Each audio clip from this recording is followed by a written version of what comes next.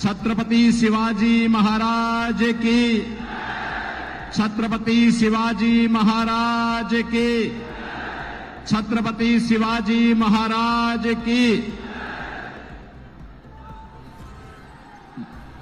मंच पर उपस्थित भारतीय जनता पार्टी के प्रदेश के अध्यक्ष मान्य श्री चंद्रशेखर बावनकुले जी,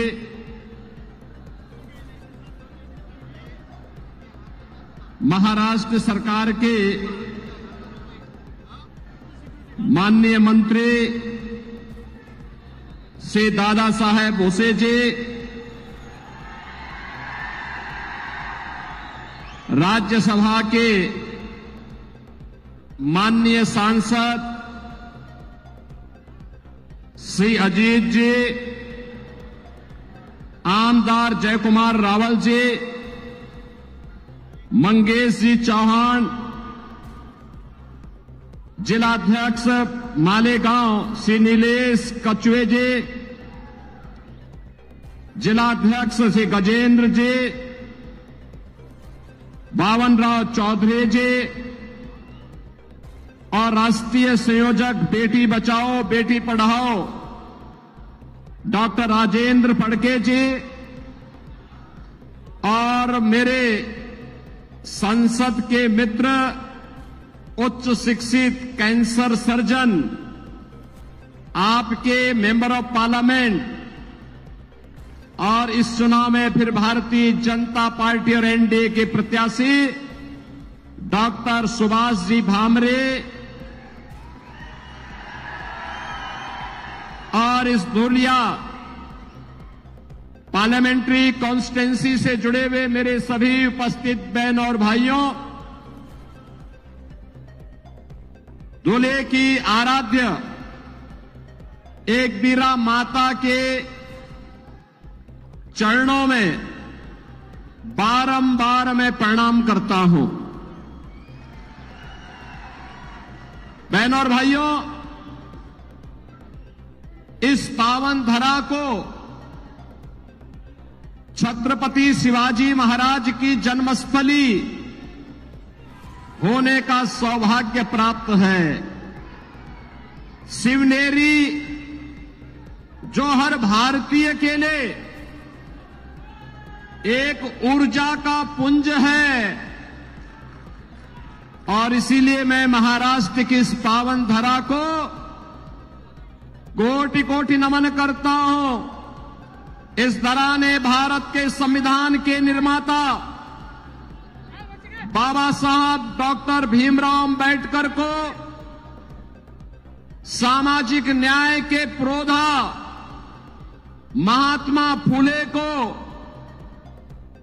महिला सशक्तिकरण की साक्षात प्रतिमूर्ति सावित्रीबाई फुले को जन्म देकर के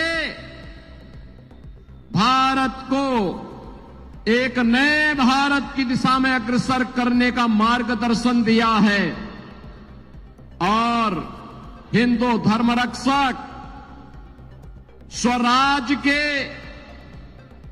अभियान के नेतृत्वकर्ता छत्रपति संभाजी महाराज की इस पावन धरा को और जिस पावन धरा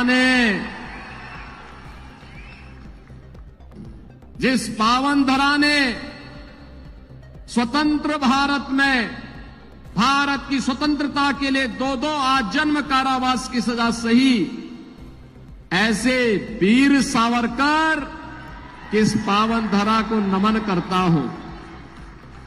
स्वतंत्र भारत में हिंदुत्व की ध्वजा पताका को सदैव जीवंत रखने वाले सरदेव बाला साहब ठाकरे को ही मैं नमन करता हूं। बहनों और भाइयों, मैं जब यहां पे आता हूं, यहां के बारे में सुनता हूं,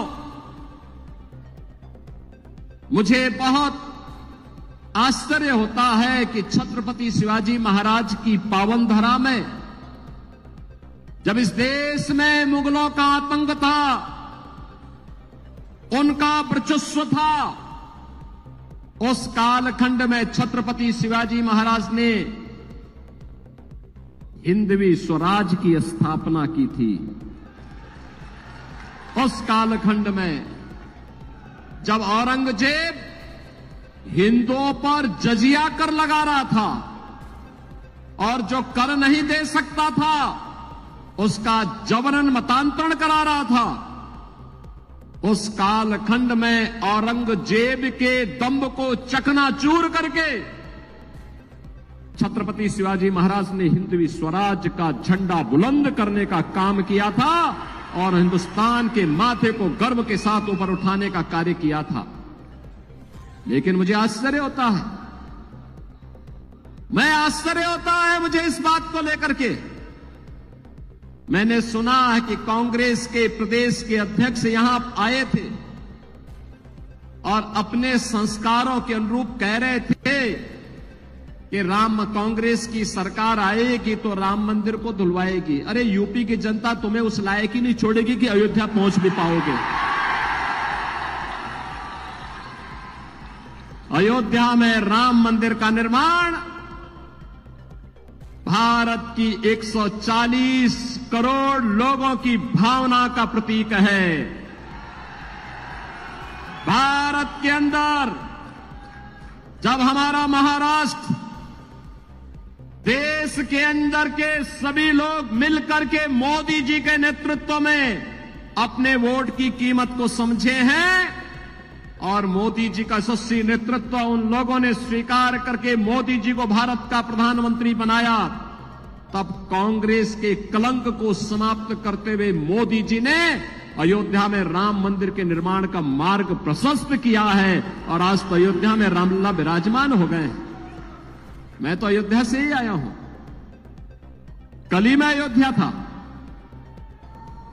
मुझे जब भी मौका मिलता है मैं अयोध्या जाता हूं। बहनों और भाइयों, ये भारतवासियों के लिए इससे बड़ी गौरव की बात क्या हो सकती है कि 500 वर्षों का इंतजार आज भारत के अंदर समाप्त हुआ।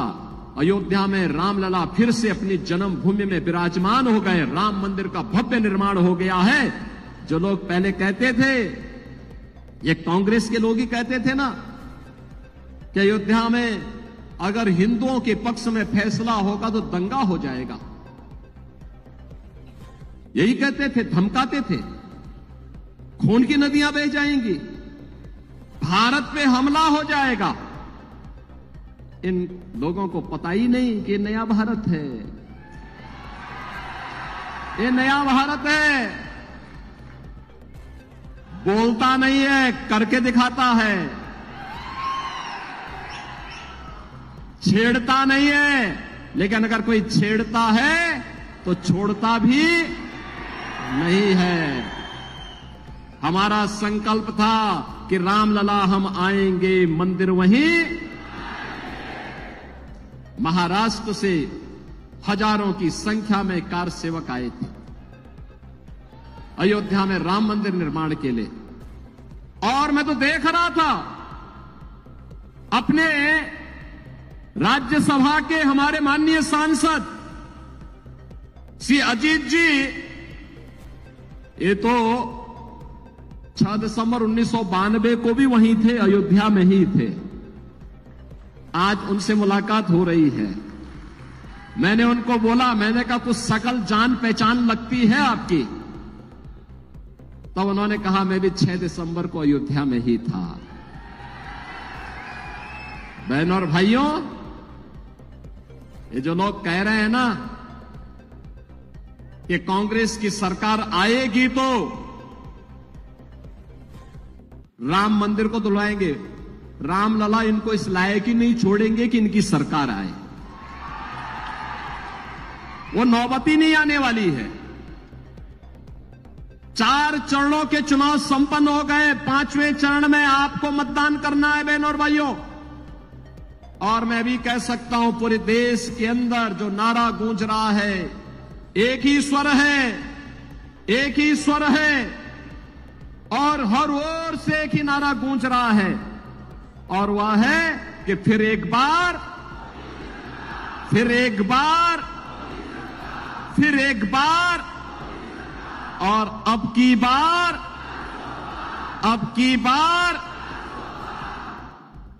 तो जब ये नारा भाजपा के लोग, एनडीए के लोग लगाते हैं तो विपक्ष को लगता है कि उनके पैरों के नीचे की जमीन चली गई।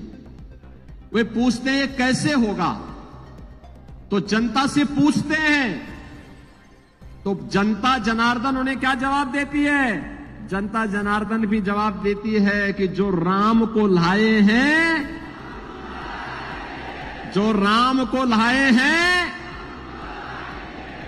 और मोदी जी राम को लाए हैं तो मोदी जी फिर से आएंगे। कोई संदेह नहीं होना चाहिए बहनों और भाइयों। मैं तो आज आपसे कहने के लिए आया हूं, चुनाव के बहाने चंद्रशेखर बावनकुले जी मुझे यहां लेके आ गए।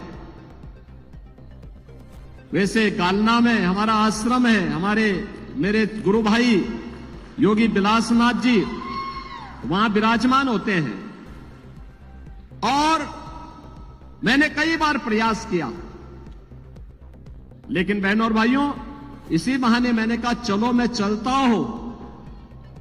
इस बार मैं जाऊंगा तो मालेगांव के अपने भाइयों को, धुलिया के अपने बंधुओं को,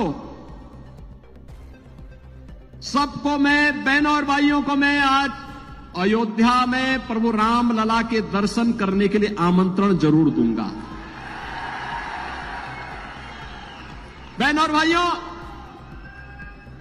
भारतीय जनता पार्टी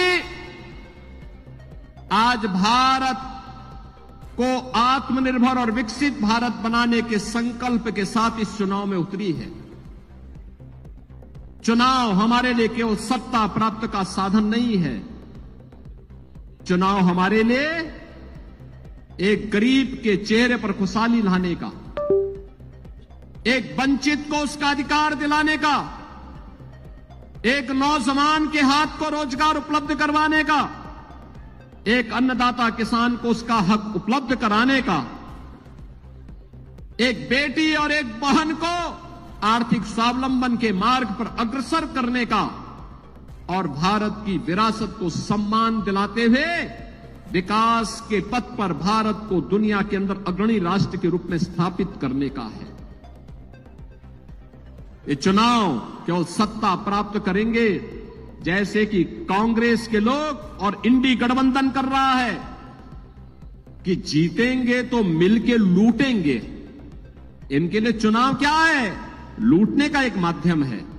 हमारे लिए चुनाव जनता जनार्दन की खुशहाली के लिए और भारत को दुनिया की सबसे बड़ी ताकत के रूप में स्थापित करने का एक संकल्प है, और उस संकल्प के साथ हम लोग आगे बढ़ रहे हैं। और ये संकल्प नहीं होता तो क्या पिछले 10 वर्ष में भारत इतनी प्रगति करता?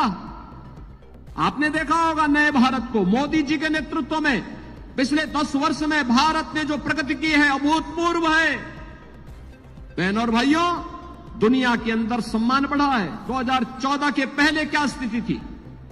2014 के पहले दुनिया के अंदर भारत के प्रति सम्मान का भाव समाप्त हो रहा था, लगातार सम्मान घटता जा रहा था, सीमाएं असुरक्षित थी, घुसपैठ होती थी, आतंकी विस्फोट होते थे, और जब भी मैं तब भी सांसद था और मेंबर ऑफ पार्लियामेंट के नाते जब हम पार्लियामेंट में इस मुद्दे को उठाते थे तो कांग्रेस की सरकार कहती थी कि आतंकवादी सीमा पार के हैं, हम क्या करेंगे। बहनों और भाइयों, विकास के कार्य ठप पड़े थे, भ्रष्टाचार चरम पे था, गरीब भूख से मरता था, किसान आत्महत्या करता था, नौजवान पलायन करता था, बेटी और व्यापारी सुरक्षित नहीं थी, और हर हिंदू पर्व और त्योहार के पहले दंगे हो जाते थे। यही होता था ना। लेकिन बहनों और भाइयों, 14 के बाद कैसे परिवर्तन हुआ है।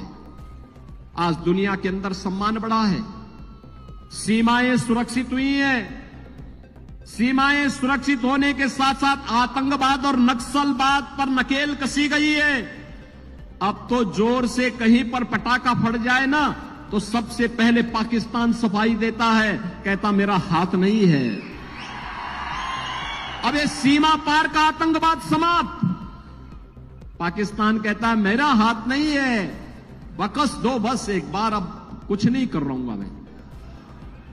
और पाकिस्तान, मैं तो कहना चाहता हूं, जो लोग ये पाकिस्तान के समर्थन में बात करते हैं ना, इनको पाकिस्तान ही भेज देना चाहिए, जाए वहां भीख मांगे। देख रहे हो वहां पे भारत 80 करोड़ लोगों को पिछले 4 वर्ष से फ्री में राशन दे रहा है और मोदी जी ने कहा अगले 5 वर्ष तक देंगे। और पाकिस्तान में लोग भूखों मर रहे हैं। पाक अधिकृत कश्मीर में किस प्रकार का नजारा है, अराजकता है।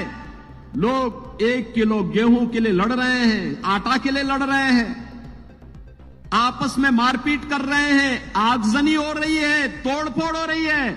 और मैं तो कहूंगा इन पाकिस्तान परस्तों से जाए पाकिस्तान में भीख मांगे, पाकिस्तान में कंगाल बन करके वहां पर इनके दिमाग ठिकाने न लग जाए तो अपने आप ठीक हो जाएंगे। बहनों और भाइयों, खाएंगे भारत के अंदर और जो गाएंगे पाकिस्तान का, उनके लिए हिंदुस्तान में कोई ठिकाना नहीं होना चाहिए, कोई ठिकाना नहीं होना चाहिए। जो लोग कहते हैं मोदी जी ने क्या किया है, बहनों और भाइयों, उनको सबसे पहला जवाब दीजिए, उनको सबसे पहला जवाब दीजिए कि जितनी पाकिस्तान की आबादी है उससे ज्यादा लोगों को मोदी जी ने 10 वर्ष में गरीबी रेखा से उभार करके खुशहाल जीवन जीने के लिए एक मार्ग प्रशस्त किया है। उनको बताइए, पाकिस्तान की आबादी 23 करोड़ और मोदी जी ने 25 करोड़ लोगों को गरीबी से उभारा है। यह है नया भारत। बहनों और भाइयों, आयुष्मान भारत, 60 करोड़ लोगों को 5 लाख रुपए की सुविधा। और मोदी जी ने कहा है कि 70 वर्ष से ऊपर के हर एक वृद्ध नागरिक को, वृद्धजन को 5 लाख रुपए प्रतिवर्ष आयुष्मान भारत की सुविधा उपलब्ध करवाएंगे, स्वास्थ्य की सुविधा उपलब्ध करवाएंगे, फ्री में उपलब्ध करवाएंगे। बहनों और भाइयों, 50 करोड़ गरीबों के जनधन अकाउंट खुले हैं। 12 करोड़ अन्नदाता किसानों के लिए किसान सम्मान निधि, 12 करोड़ गरीबों के घर में शौचालय बने हैं। एलपीजी का सिलेंडर जो कांग्रेस के समय में मिलता नहीं था, पैसा देके भी नहीं मिलता था, मोदी जी ने 10 करोड़ घरों को फ्री में उपलब्ध करवाने का काम किया है। और 4 करोड़ गरीबों के मकान बन गए हैं। और बाकी जितने बचे हैं अगले 5 वर्ष में मोदी जी ने कहा उन सब के लिए भी एक एक प्रधानमंत्री आवास उपलब्ध करवाने का काम करेंगे। बहनों और भाइयों, एक तरफ गरीब कल्याण की योजनाएं और दूसरी ओर इंफ्रास्ट्रक्चर। अरे महाराष्ट्र का तो सौभाग्य है, मोदी जी के नेतृत्व में आदरणीय नितिन गडकरी जी ने इंफ्रास्ट्रक्चर का ऐसा जाल बिछाया है, ऐसा जाल बिछाया है, दुनिया देखती रह जाती है। हाईवे, वर्ल्ड क्लास हाईवे, 4 लेन, 6 लेन, 8 लेन, 12 लेन की एक्सप्रेसवे बन रही है, हाईवे बन रहे हैं, एयरपोर्ट बन रहे हैं, IIT, IIM, AIIMS, IIIT, NIT, world class university, हर घर नल की योजना। और हर घर में नल होगा, नल में जल होगा, जल भी आरओ का होगा। यह भी मोदी जी के नेतृत्व में आज पूरे देश के अंदर लागू हो रहा है। और बहनों और भाइयों, ये तो मैं आपको धन्यवाद देने के लिए आया हूं। आपने यहां पर डॉक्टर सुभाष जी भामरे को अपना मेंबर ऑफ पार्लियामेंट बनाया था और बना रहे हैं। एक पढ़ा लिखा इंसान, कैंसर सर्जन, उच्च शिक्षित कैंसर सर्जन, वह तो इन सब के बारे में जानता है। संसद में मंत्रालयों में इन मुद्दों को उठाता है, संसद में मुद्दों को उठाता है, उन योजनाओं को यहां पे लेकर के आने का काम करता है। एक तरफ यह भारत और दूसरी तरफ कांग्रेस के नेतृत्व में इंडी गठबंधन। बहनों और भाइयों, एक बात बताऊं मैं आपको, ये जो कांग्रेस है ना, हमें एक गफलत छोड़ देनी चाहिए कि ये कांग्रेस महात्मा गांधी वाली कांग्रेस है। ये महात्मा गांधी वाली कांग्रेस नहीं है। ये कांग्रेस वह कांग्रेस नहीं जिसको सरदार पटेल ने, लोकमान्य तिलक जी ने जिस कांग्रेस को नेतृत्व दिया था, ये कांग्रेस सोनिया कांग्रेस है, सोनिया कांग्रेस, राहुल कांग्रेस है। ये कांग्रेस अब इसका जो परिवर्तित रूप है, ये परिवर्तित रूप इसका क्या है? ये परिवर्तित रूप है, यह अपने आप तो कुछ कर नहीं सकती, इसने किया भी नहीं है, ये करना भी नहीं चाहती है, लेकिन यह इसका जो घोषणा पत्र है, इलेक्शन मैनिफेस्टो जो इन्होंने जारी किया है, अगर इनके इलेक्शन मैनिफेस्टो को अगर आप देखेंगे तो बहनों और भाइयों आपको लगेगा कि ये मुस्लिम लीग का मैनिफेस्टो है, कांग्रेस का नहीं लगेगा। दूसरा, इस पे इसने जो घोषणाएं की है, ये कहती है 2-3 चीजें इतनी खतरनाक हैं। पहला, यह अनुसूचित जाति, जनजाति और पिछड़ी जाति को मिलने वाले आरक्षण पर सेंध लगाना चाहती है और इसके लिए यह आपके आरक्षण के अधिकार को मुसलमानों को देना चाहती है। क्या अनुसूचित जाति और पिछड़ी जाति के हिंदुओं को मिलने वाला आरक्षण आप कांग्रेस को देना चाहेंगे? कांग्रेस के माध्यम से मुसलमानों को देना चाहेंगे क्या? धर्म के आधार पर आरक्षण का विरोध बाबा साहब भीमराव अंबेडकर ने भी किया था। ये लोग बाबा साहब भीमराव अंबेडकर का अपमान करना चाहते हैं। दूसरा, कांग्रेस ने जब यूपीए की गवर्नमेंट थी तब जस्टिस रंगनाथ के अध्यक्षता में कमेटी गठित की थी और उस कमेटी ने एक रिपोर्ट दी। उस रिपोर्ट में कहा गया कि पिछड़ी जाति को मिलने वाला आरक्षण में से 6% आरक्षण मुसलमानों को देना चाहिए। बीजेपी और एनडीए ने विरोध किया था। बहनों और भाइयों, कांग्रेस की मंशा उस समय हम लोगों ने पूरी नहीं होने दी थी। मैं संसद में था, हम विरोध करते थे, कई दिनों तक विरोध चला। और बहनों और भाइयों, यही नहीं, जब वह उसको लागू नहीं कर पाए तो उन्होंने बैक डोर से फिर जस्टिस राजेंद्र सच्चर की अध्यक्षता में कमेटी गठित की। जस्टिस राजेंद्र सच्चर ने यह व्यवस्था करने का प्रयास किया कि मुसलमानों की कुछ जाति को अनुसूचित जाति में शामिल करके उनको अनुसूचित जाति का आरक्षण दे दिया जाए। हमने तब भी विरोध किया था। हमने कहा बाबा साहब भीमराव अंबेडकर की भावना के विरुद्ध है यह आरक्षण, यह मुस्लिम आरक्षण नहीं हो सकता, हम इसका विरोध करते हैं। और आज कांग्रेस का मैनिफेस्टो फिर से मुस्लिम आरक्षण की वकालत करता है। हमें इसका विरोध करना चाहिए। यह भारत के विभाजन की आधारशिला है। दूसरा, बहनों और भाइयों, कांग्रेस के शहजादे क्या कह रहे हैं?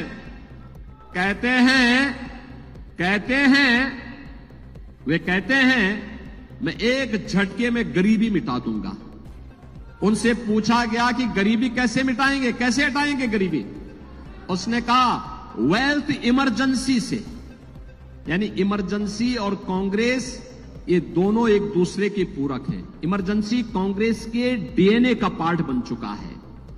वेल्थ इमरजेंसी का मतलब वह आपकी संपत्ति का सर्वे करवाएंगे, संपत्ति का सर्वे करा करके फिर उस पे एक विरासत टैक्स लगाएंगे।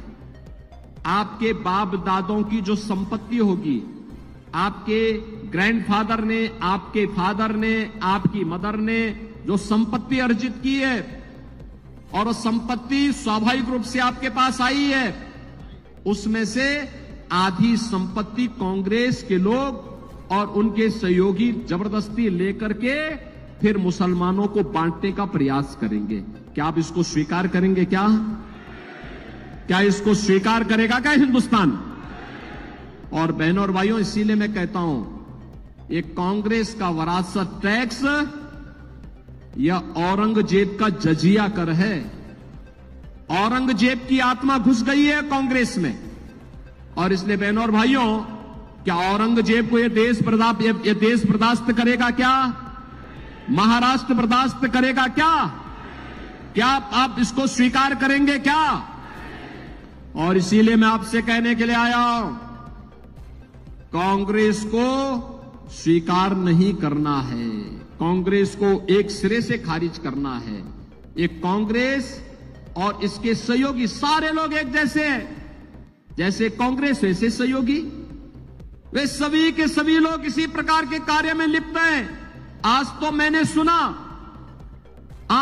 इस बात को देखा, मैं एक समाचार पत्र पढ़ रहा था और समाचार पत्र में मैं देख रहा था कि किस तरीके से इनके द्वारा चुनाव प्रचार किया जा रहा है और चुनाव प्रचार में किस प्रकार की बातों का यहां पर खुलासा किया जा रहा है। ये मैं मुंबई का ही देख रहा था, और मुंबई में मैं देख रहा था कि मुंबई में एक प्रत्याशी है, यानी मुंबई ब्लास्ट का 1993 का जो दोषी है, उसका एक अभियुक्त दोषी है इकबाल मूसा, वह इंडी गठबंधन के प्रत्याशी के लिए वोट मांगते हुए दिखाई दिया है। अब आप मुझे बताओ, क्या आप मुंबई ब्लास्ट के अपराधियों को स्वीकार करेंगे? क्या जिन लोगों ने हजारों लोगों को मारा हो, जिन लोगों ने हजारों करोड़ की संपत्ति को नुकसान पहुंचाया हो, वे खुलेआम वोट मांगे? क्या इसको हम स्वीकार करेंगे? बहनों और भाइयों, मैं आज आपसे कहने के लिए आया हूं, एक बात कहने के लिए आया हूं। भारतीय जनता पार्टी और सहयोगी दल ही, एनडीए ही भारत को सुरक्षा दे सकती है, और किस रूप में दे सकती है, इसका मॉडल मैं आपको बताता हूं। उत्तर प्रदेश में मैं पिछले 7 वर्ष से चीफ मिनिस्टर हूं। 7 वर्ष में उत्तर प्रदेश में तो 6.5 करोड़ मुस्लिम आबादी है। आपने कभी वहां दंगा सुना है क्या? 7 वर्ष में कोई दंगा नहीं हुआ, कोई दंगा नहीं, कोई कर्फ्यू नहीं, दंगा भी नहीं, कर्फ्यू भी नहीं, और साथ साथ जितने भी बड़े बड़े माइक लगे हुए थे ना ऊपर, वे सब उतार करके रख दिए गए हैं। सड़क पे कोई नमाज नहीं होती है, अब कोई सड़क पे नमाज नहीं होती है। और मैं आपसे कहने के लिए आया हूं, मैं, बहनों और भाइयों, अगर हमने अयोध्या में रामलला को विराजमान किया है, तो जितने दंगाई थे, जितने बड़े बड़े माफिया कांग्रेस ने और समाजवादी पार्टी ने वहां पाले हुए थे, इन सब की हमने राम नाम सत्य है की यात्रा भी निकाल दी है। ये सब निकल गए, सब गायब हो गए। कुछ लोग तो बोलते थे कि साहब बस हमें जेल डाल दीजिए। हमने कहा जेल नहीं, तुम्हारी जगह तो जहन्नुम है, जहन्नुम। और इसलिए बहनों और भाइयों, मैं आप सभी से ही कहने के लिए आया हूं, कांग्रेस की घोषणा पत्र में एक और बात लिखी गई है, और वह लिखी गई है कि अगर कांग्रेस नेतृत्व की सरकार बनेगी तो कांग्रेस अल्पसंख्यकों को उनकी रुचि के अनुसार खान पान की स्वतंत्रता देगी। बहनों और भाइयों, मैं पूछना चाहता हूं, ऐसा कौन सा खान पान है जो बहुसंख्यक और अल्पसंख्यक जिसमें मत भिन्नता रखते हैं? वह केवल गौ मांस है। हिंदू जो भी होगा वो कहेगा कि नहीं, गाय हमारी माता है, जन्म जन्म का नाता है। हमारे पास तो उदाहरण है छत्रपति शिवाजी महाराज का। जब गौ हत्यारे को उन्होंने देखा कि ये कसाई गौ माता पर बर्बर अत्याचार कर रहा है, तो उसका काम तमाम करवा दिया था उन्होंने। और यही मैं कहने के लिए आया हूं, बहनों और भाइयों, ये कहती है कि आएंगे तो गौ हत्या करने की छूट देंगे। क्या आप यहां मालेगांव में और धुलिया में क्या ये कांग्रेसी लोगों को क्या यहां पर गौ कसी करने की, गौ हत्या करने की छूट देंगे क्या? अरे राम मंदिर का जो पुण्य प्राप्त हुआ है आपको, उस पुण्य को गौ हत्या करवा के पाप में नहीं बदलना है। राम मंदिर बना है, मोदी जी का यशस्वी नेतृत्व है, लेकिन श्रेय आपको जाता है क्योंकि आपके वोट से ही मोदी जी प्रधानमंत्री बने हैं। पुण्य तो आपको भी प्राप्त हुआ है और इसीलिए आपसे मैं कहने के लिए आया हूं, यूपी में तो हमने सभी स्लॉटर हाउसेज ही बंद करवा दिए। न रहेगा बांस, न बजेगी बांसुरी। बंद करो इसको। बहनों और भाइयों, मैं आज इसीलिए आपसे कहने के लिए आया हूं, इसीलिए मैं आज आपके पास आया हूं। हमें कोई संदेह नहीं होना चाहिए, कोई संदेह नहीं होना चाहिए। एक ही लक्ष्य होना चाहिए, एक ही भाव होना चाहिए। ये कांग्रेस और इंडी गठबंधन, इनका कोई लक्ष्य नहीं, इनका कोई उद्देश्य नहीं, इनकी कोई नीति नहीं, इनके पास कोई नेता भी नहीं। ये जितने दल हैं उतना ही दलदल में भी हैं। इनके पास देश के लिए किसी प्रकार का कोई इनके पास विजन नहीं है और इसीलिए इनका मिशन भी नहीं है। यह तो केवल और केवल देश के विभाजन की आधारशिला रखना चाहते हैं, देश की कीमत पर सत्ता चाहते हैं। हम देश सर्वोपरि मानते हैं, भारत सर्वोपरि मानते हैं, राष्ट्र के लिए सब कुछ समर्पण, सब कुछ समर्पण। अगर हमारी सत्ता कभी देश के मार्ग में, भारत के नवनिर्माण में, भारत के विकसित भारत की संकल्पना में बाधित बनेगी, हम सत्ता को ठुकराएंगे। पहले भारत के विकसित भारत के निर्माण के मार्ग पर आगे बढ़ेंगे। लेकिन एक कांग्रेस के लोग देश की कीमत पर सत्ता चाहते हैं, हमें इसको स्वीकार नहीं करना चाहिए और इसलिए गुमराह कर रहे हैं, झूठ बोल रहे हैं। केवल इनके पास अब एक ही अस्त्र बचा है और वह बचा है केवल अफवाह फैलाने का, गुमराह करने का, मनगढ़ंत आरोप लगाने का। केवल यही एकमात्र इनके पास बचा हुआ है और इसलिए गुमराह नहीं होना है। हमें तो भारतीय जनता पार्टी और एनडीए के प्रत्याशियों को विजयी बना करके मोदी जी को तीसरी बार देश का प्रधानमंत्री बनाना है। इसलिए बनाना है जिससे छत्रपति शिवाजी महाराज की हिंदवी स्वराज के सपने को हम स्वतंत्र भारत में साकार कर सकें। इसलिए बनाना है जिससे सरदेव बाला साहब ठाकरे के सपनों के साकार करते हुए एक ऐसा भारत बनाना है जिस भारत में खुशहाली हो, जो दुनिया को नेतृत्व देने वाला हो, हमारी बेटी भी और व्यापारी भी सुरक्षित हो, अन्नदाता किसान के चेहरे पर खुशी हो, हर नौजवान के हाथ को कार्य हो। ऐसा आत्मनिर्भर और विकसित भारत बनाना है और इसके लिए भारतीय जनता पार्टी आपके सामने है, एनडीए आपके सामने है। और इसलिए मैं आप सबसे अपील करूंगा, इस सीट पर डॉक्टर सुभाष जी भामरे पहले भी सांसद आपने बनाए थे, आज फिर उनको बना करके भेजना है।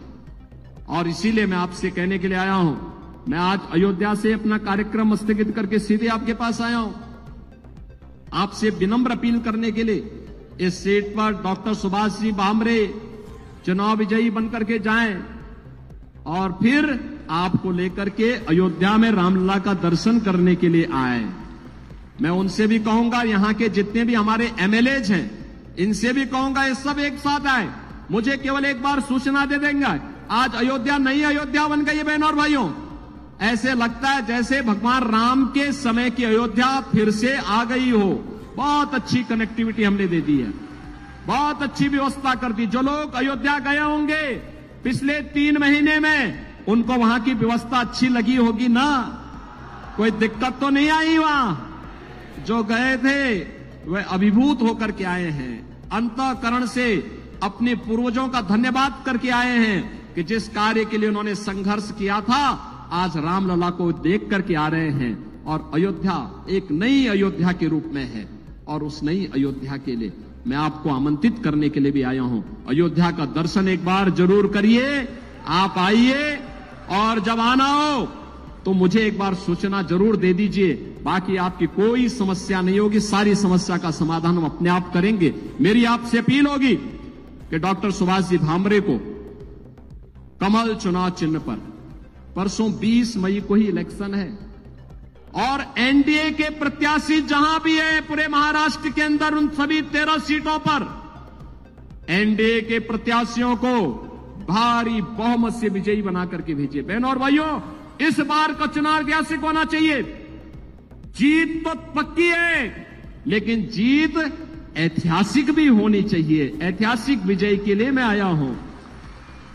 डॉक्टर सुभाष जी भामरे को ऐतिहासिक विजय बना के भेजेंगे। मालेगांव बोलो, धुलिया बोलो, जिता के भेजेंगे भारी बहुमत से। पीछे के हाथ भी ऊपर दिखने चाहिए। मुझे बताओ, आश्वस्त करो। सभी लोग सहमत हैं? जिता के भेजेंगे। चुनाव के दिन कमल ही कमल दिखना चाहिए। दिखेगा तो फिर मेरे साथ बोलेंगे, भारत माता की, भारत माता की, भारत माता की, छत्रपति शिवाजी महाराज की, छत्रपति शिवाजी महाराज की। जय श्री राम, जय श्री राम, जय जय श्री राम।